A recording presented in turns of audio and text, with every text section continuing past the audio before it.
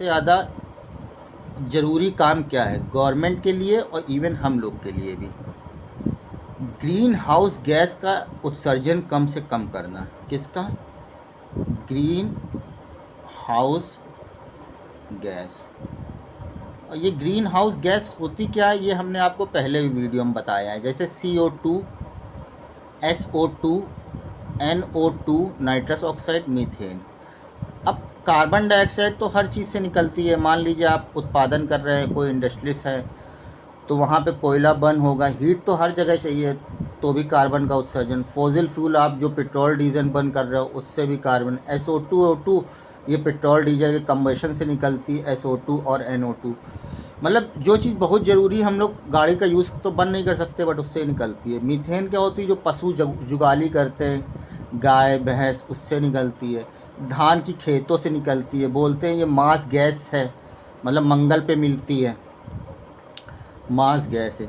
अब ये सब हम बात क्यों कर रहे हैं? क्योंकि इन सब गैसों के कारण हमारे अर्थ का जो तापमान है, अर्थ, अब हमारे लिए अर्थ बचाना बहुत ही ज़रूरी है, क्योंकि अभी तक एक ही ग्रह है नोन, अर्थ, जहाँ पे हम लोग रह रहे हैं। बाकी और भी ग्रह हैं, एक तरीके से इसको समझिएगा, जैसे मंगल ग्रह, चंद्रमा है ना, चंद्रमा जैसे पृथ्वी का जो उपग्रह है, तो चंद्रमा, ऐसे और भी ग्रह, हर ग्रह की अपनी अलग अलग चैलेंजेस हैं। शुक्र, जैसे किसी ग्रह में कार्बन डाइऑक्साइड की मात्रा ज़्यादा है, उसकी वजह से वहाँ पे उसका टेम्परेचर ज़्यादा है। किसी ग्रह में जल नहीं है तो किसी ग्रह में वायुमंडल नहीं है। भाई हम लोग को सांस भी तो चाहिए लेने के लिए, तो वायुमंडल नहीं है। होता क्या है, जब इन ग्रीन हाउस गैस का एमिशन एक्सेसिव ज़्यादा होने लगता है तो ये हमारे अर्थ में यहाँ पे भारी गैसें हैं, रह जाती हैं।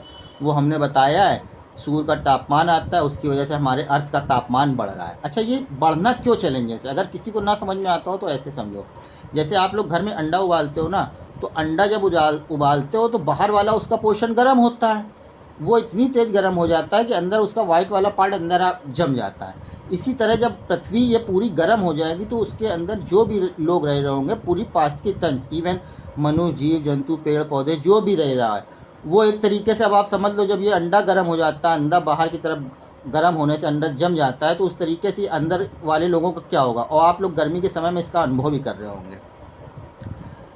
तो हमें ये अर्थ बचाना है, कुल मिला के इस गैस का इफेक्ट कम करना है। उसमें भी सबसे ज़्यादा इंपॉर्टेंट ये होती है CO2, जो कि इंडस्ट्री में जब आप उत्पादन करते हो तो वहाँ इस गैस का उत्पादन होता है, क्योंकि आप एनर्जी के लिए या तो कोयला यूज़ करते हो या तो डीजल पेट्रोल। तो गवर्नमेंट एक नई स्कीम लाई है जिसका नाम है कार्बन क्रेडिट। कार्बन क्रेडिट, अब ये स्कीम काम कैसे करती है? सपोज़ करिए एक कंपनी है ए, गवर्नमेंट ने टारगेट सेट कर दिया कि 100 टन से ज़्यादा कोई भी इंडस्ट्री कार्बन का एमिशन नहीं करेगा। इस कंपनी ने 80 टन कार्बन का एमिशन किया, 100 टन टारगेट है। एक कंपनी बी, इसने 120 टन कार्बन का एमिशन किया। अब ये क्या करेगा, इसके पास 20 टन एक्स्ट्रा बची, इसने 20 टन ज़्यादा कर दिया, तो ये इससे कार्बन क्रेडिट खरीद लेगा, मतलब पैसा देगा, इससे परमिशन ले लेगा कि 20 टन ये ज़्यादा करे, क्योंकि 100 का तो टारगेट है। तो इस कंपनी को क्या हुआ, इसके ऊपर जुर्माना लगने से गवर्नमेंट का बच गया, इसका लाइसेंस बच गया, इसको फ़ायदा होगा, इसकी इनकम हो गई। ये भी अगली बार से कोशिश करेगा कि ये भी कार्बन का एमिशन कम करे, इसकी अर्निंग हो जाएगी, और ये तो कम ही रहा। इसी तरीके से एक हेल्दी चैलेंज जो है कंपनियों के बीच डेवलप हो जाएगा पूरे वर्ल्ड में, विश्व में, और कार्बन का एमिशन कम भी होने लगेगा और जो है हमारा प्रोडक्शन भी नहीं रुकेगा। तो ये एक नया तरीका और इनोवेटिव तरीका जिसमें काम चल रहा है। ये स्कीम काफ़ी दिन पहले आई थी। ये सब बताने का मतलब ये है कि आम लोगों की एक कॉमन समझ उत्पन्न हो इन सब टॉपिकों में, जैसे कार्बन क्रेडिट, ग्रीन हाउस,